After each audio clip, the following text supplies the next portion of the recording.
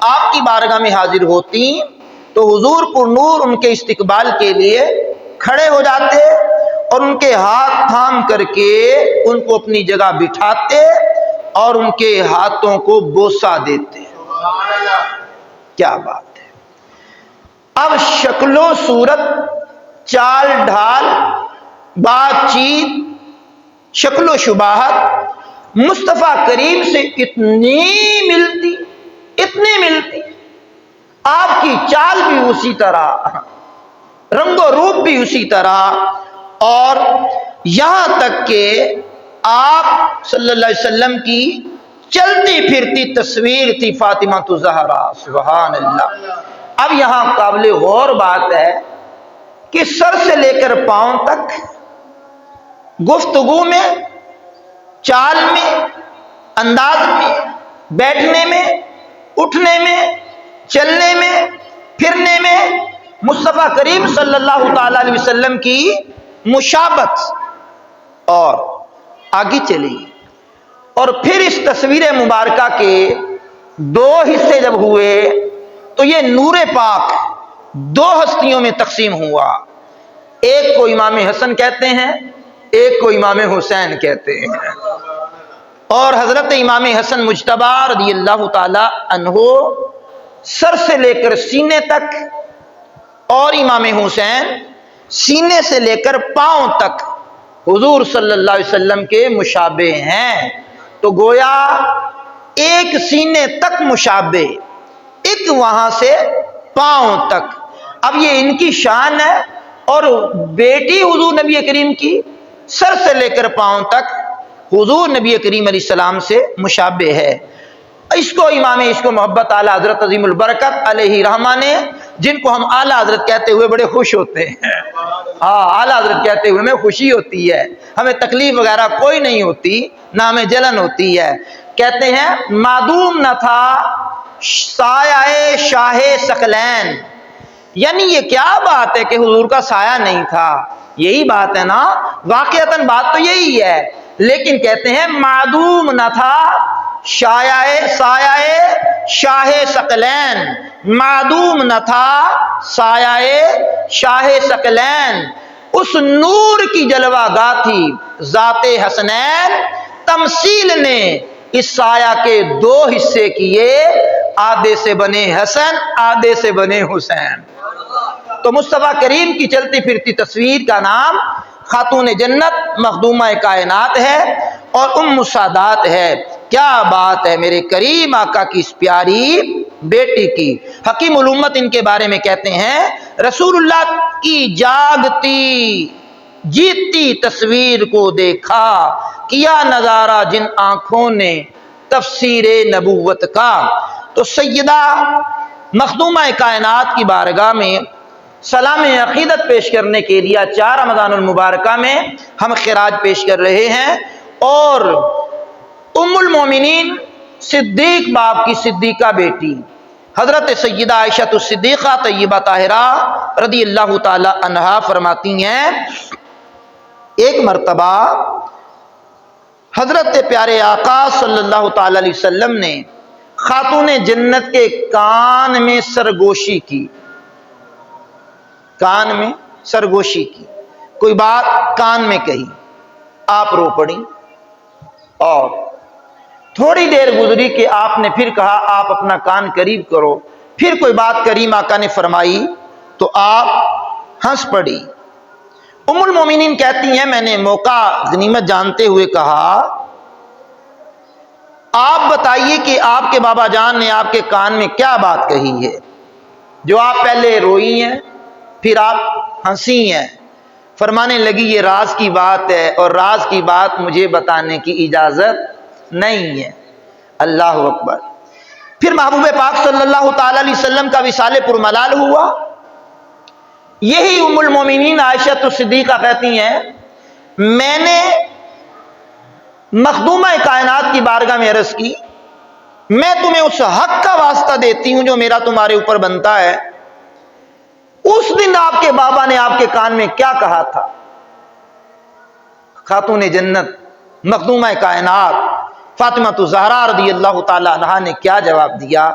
فرمانے لگی جو پہلے حضور نے میرے کان میں سرگوشی کی اور کان میں کوئی بات کہی، فرمایا مفہوم پڑھ رہا ہوں کہ ہر مرتبہ جبریل ایک مرتبہ دور قرآن کا کرتے ہیں، اور اس دفعہ جبریل نے میرے ساتھ 2 مرتبہ قرآن کا دور کیا ہے، تو مجھے اندازہ ہو گیا ہے کہ میرا وقت بہت قریب ہے اور میں دنیا سے وصال کر جاؤں گا۔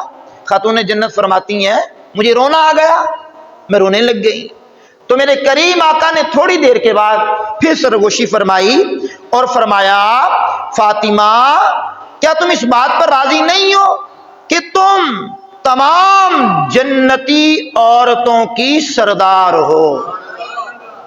اور پھر فرمایا کہ میرے جانے کے بعد سب سے پہلے تمہارا ہی وصال ہوگا اور تم مجھ سے ملو گی۔ فرمایا اتنا رسول اللہ نے فرمایا تو میں مسکرانے لگ گئی۔ سبحان اللہ الکریم۔ اب خاتون جنت فاطمہ الزہرا جو سر سے لے کر پاؤں تک مصطفیٰ کریم کی ہم شکل ہیں، ایک بات۔ نمبر 2، آپ رضی اللہ تعالیٰ عنہ کی چال ڈھال وضع قطع رسول اللہ صلی اللہ علیہ وسلم کے مشابہ ہے۔ نمبر 3، اللہ پاک نے انہیں رسول اللہ کی جیتی جاگتی تصویر بنایا ہے۔ نمبر 4، حکیم الامت کہتے ہیں ام الحسنین شہزادی کونین کی شان میں عرض کرتے ہوئے یوں لکھتے ہیں رسول اللہ کی جیتی جاگتی تصویر کو دیکھا، کیا نظارہ جن آنکھوں نے تفسیر نبوت کا۔ پھر حضور پر نور صلی اللہ علیہ وسلم جب خاتون جنت فاطمہ الزہرا کو آتا دیکھتے تو خوشی سے کھڑے ہو جاتے اور اپنی جگہ پر بٹھا لیتے۔ کائنات جن کے لیے کھڑی ہو، کائنات جن کے لیے کھڑی ہو، وہ اپنی بیٹی کے آنے پر کھڑے ہو جائیں۔ اور وہ دور جبکہ بیٹیوں کو زندہ درگور کیا جاتا، زندہ دفن کر دیا جاتا، زندہ گڑھا کھود کر کے وہاں دبا دیا جاتا، کنویں میں پھینک دیا جاتا، گلے گھونٹ دیے جاتے۔ یہ زمانہ جاہلیت کی بات ہے، جب بیٹیوں کی کوئی عزت نہ کرتا، بیٹی ہوتی تو منہ کالا ہو جاتا، غصے سے بلبلاتے لوگ اور اسی وقت ان کو چھین کر کے قتل کر ڈالتے۔ یہ زمانہ جاہلیت کی بات ہے۔ رسول اللہ کی آمد ہوئی، بیٹیوں کو عزت ملی، بیٹیوں کو احترام ملا، بیویوں کو احترام ملا، ماں کو احترام ملا۔ آج سوشل میڈیا کے ہتھ کنڈے جن کے ہاتھوں میں آئے اور جنہوں نے برابری کے دعوے کا ڈھونگ رچایا، مرد اور عورت شانہ بشانہ چلے۔ میں نے کہا نا جناب، یہ شانہ بشانہ چلے گی تو گھر کی ذمہ داری کون سنبھالے گا؟ یہ اگر شانہ بشانہ چلے گی تو پروڈکٹ کہاں سے ملے گی؟ بچوں کی تعلیم، بچوں کی تربیت، بچوں کے اخلاق، بچوں کے کردار، یہ تقسیم کاری ہے۔ ماں جو ہوتی ہے یہ گھر کی وزیر اعظم ہوتی ہے، ماں گھر کے اندر نظام کو سنبھالتی ہے، ماں جو بچوں کی ہوتی ہے گھر کے اندر کھانا، پانی، علاج معالجے کے لیے ادویات بچوں کو دینا، بچوں کی دیکھ بھال، بچوں کی پرورش، یہ سارے نظام ماں کی ذمہ داری میں ہوتے ہیں۔ اور باپ کا کام تو بار کمانا ہے، باپ کا کام تو بار کاروبار کرنا ہے، باپ کا کام تو محنت کرنا ہے، باپ کا کام تو مشقت کرنا ہے۔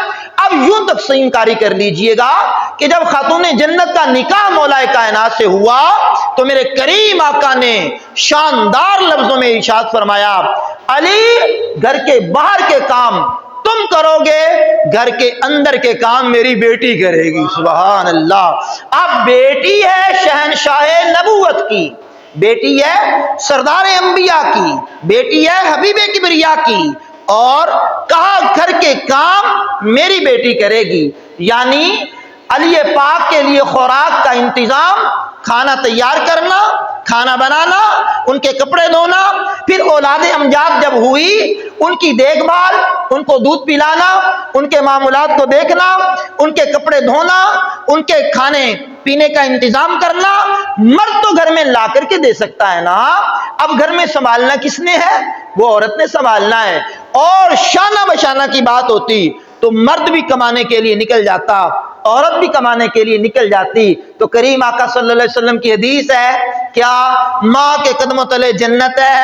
اب ماں کے قدموں تلے جنت کیوں ہے؟ کہ ماں کی تعلیم و تربیت اہم کردار ادا کرتی ہے، اور گھر کا نظام اگر عورتیں نہ سنبھالتی تو جناب پھر یہ مارکیٹوں کی نظر ہو جاتی، یہ اپنی ملازمت کی نظر ہو جاتی، اپنے معاملات کی نظر ہو جاتی، مرد بھی بھاگتا عورت بھی بھاگتی۔ پھر کریم آقا کا یہ فرمان یہ اس لیے تو نہیں ہے نا کہ فرمایا پہلی مفہوم حدیث پڑھ رہا ہوں، پہلی درسگاہ ماں کی گود ہے، تو پہلی درسگاہ جو ماں کی گود ہے، باپ کی گود تو نہیں کہا نا، باپ کو تو پہلی درسگاہ نہیں کہا نا۔ کریم آقا جانتے ہیں کہ مردوں کی ذمہ داریاں اور ہوتی ہیں، عورتوں کی ذمہ داریاں اور ہوتی ہیں۔ اب مرد تو اپنا دودھ تو نہیں پلا سکتا، قدرت نے صلاحیت ہی نہیں دی اسے، یہ تو عورت پلائے گی نا، اور پلاتے ہوئے بھی اگر سورہ رحمان کی لوریاں پڑے گی تو بچے بھی پھر امام حسن و حسین جیسے پیدا ہوں گے۔ تو بہرحال یہ جو سیکولرزم ہے، لبرلزم ہے، اس نے بیڑا غرق کیا ہماری بہو بیٹیوں کا۔ ان کو آزادانہ جناب والا گھومنے کی طرف توجہ دلا دی اور آزادانہ زندگی گزارنے کی طرف بڑھا دیا، جبکہ یہ عورت شمع محفل نہیں ہے، یہ گھر کے اندر چراغ ہے۔ سبحان اللہ، یہ گھر کا چراغ ہے، یہ بزم محفل کی شمع نہیں ہے۔ یہاں زمانے کی میلی نظریں اس کی طرف اٹھیں، اسلام کو یہ گوارا نہیں ہے۔ یہ مرد کے شانہ بشانہ چلے، اسلام کو یہ گوارا نہیں ہے۔ 8 مارچ کے اندر جو تم نے طوفان بدتمیزی برپا کیا، یہ اسلام کی شان و شوکت نہیں ہے، یہ میرا جسم اور میری مرضی کے نعرے اسلام کے خلاف ہیں جناب۔ نہ عورت کا جسم اپنا ہے، نہ عورت کی مرضی اپنی ہے، نہ ہمارا جسم اپنا ہے، نہ ہماری مرضی اپنی ہے۔ مرضی ہوگی تو اللہ اور اس کے رسول کی ہوگی جناب، ٹھیک ہے جناب۔ تو عورتوں نے جو کام کرنا ہے عورتیں کریں، جو مردوں نے کام کرنا ہے وہ مرد کریں۔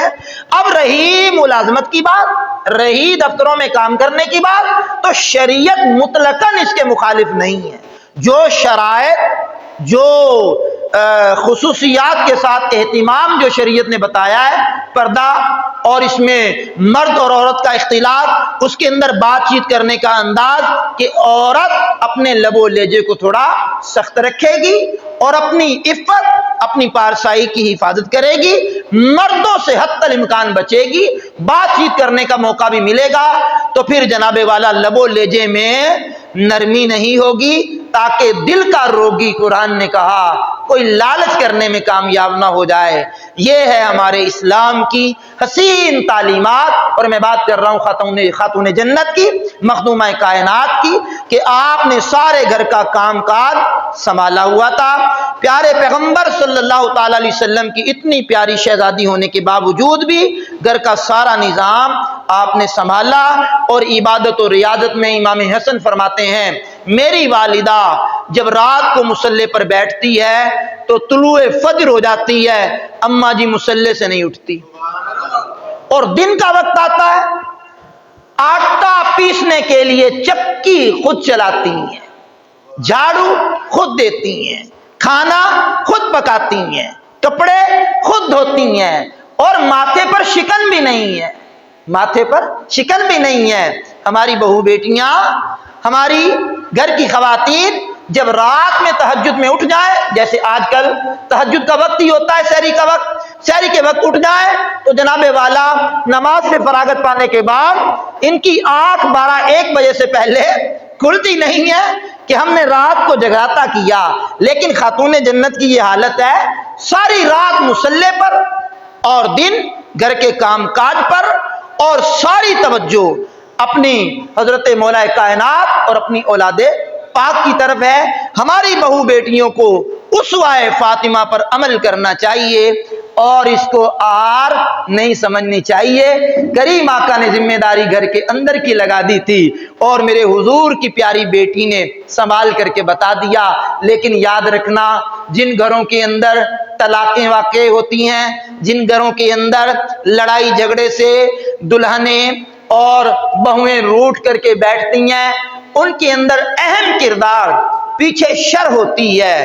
باپ کہتا ہے میں نے نکاح تمہارا کیا ہے، میں نے بیٹی کو بیچا تو نہیں ہے، بیٹی کوئی بھی مسئلہ ہو مجھے بتانا۔ یہ کیوں کہا ہے مجھے بتانا؟ جو بھی مسئلہ ہو شوہر کو بتانا۔ شوہر تیرا مزاج کا خدا ہے، شوہر تیرا بڑا عظیم بندہ ہے۔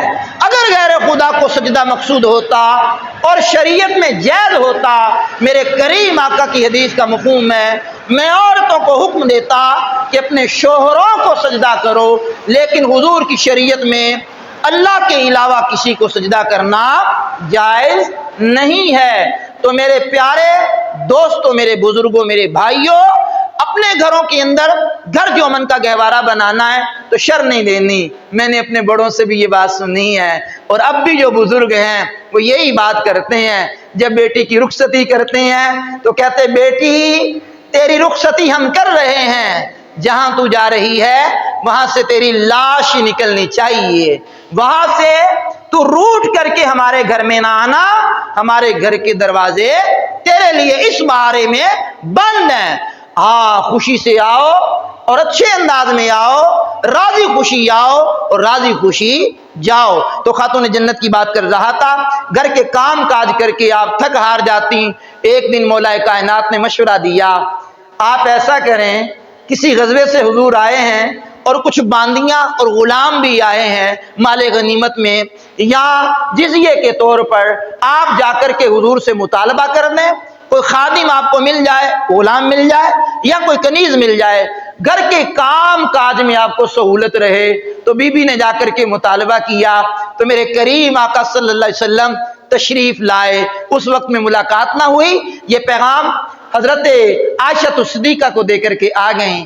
کریم آقا تشریف لائے تو آپ اور مولا کائنات بستر میں تھے، ان کو اٹھایا اور کہا مجھے پتا چلا ہے کہ آپ تشریف لائی تھیں اور میں آپ سے ملاقات نہ کر پایا، اور کام کاج کی وجہ سے مولا کائنات نے جو عرض کیا یہ تھک جاتی ہیں، کوئی غلام کا مطالبہ تھا، کوئی کنیز دینے کا مطالبہ تھا۔ فرمایا بیٹی میں ایک ایسی بات آپ کو بتاتا ہوں کہ جو غلام اور کنیز اور خادم سے بہتر ہے، جب رات کو اپنے بستر پر آؤ تو 33 مرتبہ سبحان اللہ، 33 مرتبہ الحمدللہ، 34 مرتبہ اللہ اکبر پڑھ لیا کرو، یہ غلام اور کنیز سے بہتر ہے۔ یہ دن بھر کی تھکان، دن بھر کی تھکاوٹ اتر جائے گی۔ ہمارے دوست، ہمارے احباب جو دن بھر کے کام کاج کر کے تھک جاتے ہیں، رات کے عالم میں جب بستر پر آئیں تو یہ مبارک تسبیح فاطمہ اس کو کہا جاتا ہے جو رسول اللہ نے اپنی بیٹی کو دی۔ اس کو پڑھیں، آیت الکرسی پڑھ لیں، سورہ بقرہ کی ابتدا الف لام میم سے لے کر مفلحون تک پڑھ لیں، اور آمن الرسول سے لے کر ختم تک پڑھ لیں۔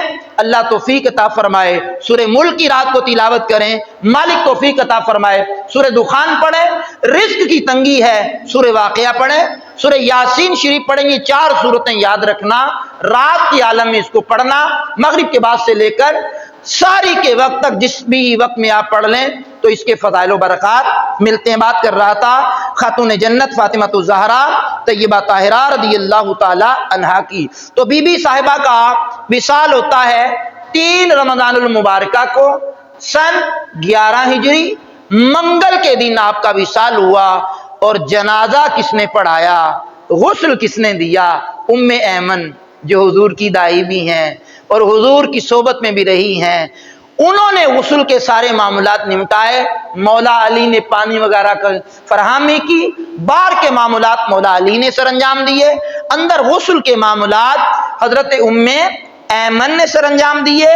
اور پھر خاتون جنت مخدومہ کائنات کا جب جنازہ تیار کرنے کی باری آئی تو ایک بات سرے دست آپ کو بتاتا جاؤں کہ یہ جنازے کی چارپائی کا انداز ہے، میرے کریم آقا کی لاڈلی شہزادی خاتون جنت کی بارگاہ میں اسما بنت امیس نے یہ آئیڈیا پیش کیا، یہ مبارک طریقہ پیش کیا۔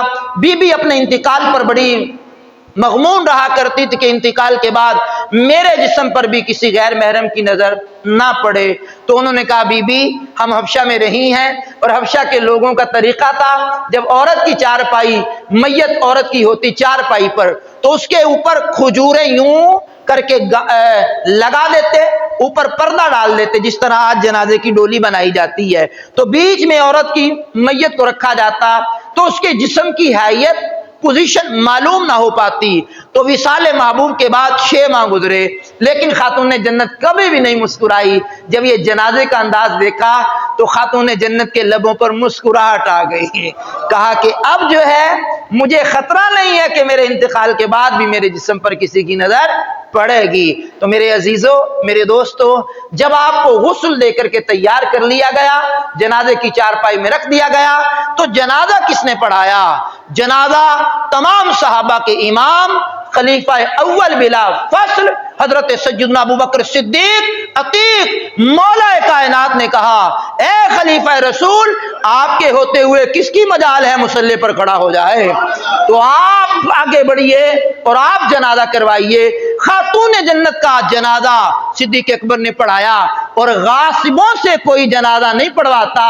میری کسی امام سے کلیش چل رہا ہو تو میں اپنی ماں کا، اپنے باپ کا، اپنے بھائی کا، اینی ون کسی کا جنازہ اس امام سے نہیں پڑھاؤں گا جس سے مجھے ٹینشن ہے، جس سے میری ناراضگی ہے۔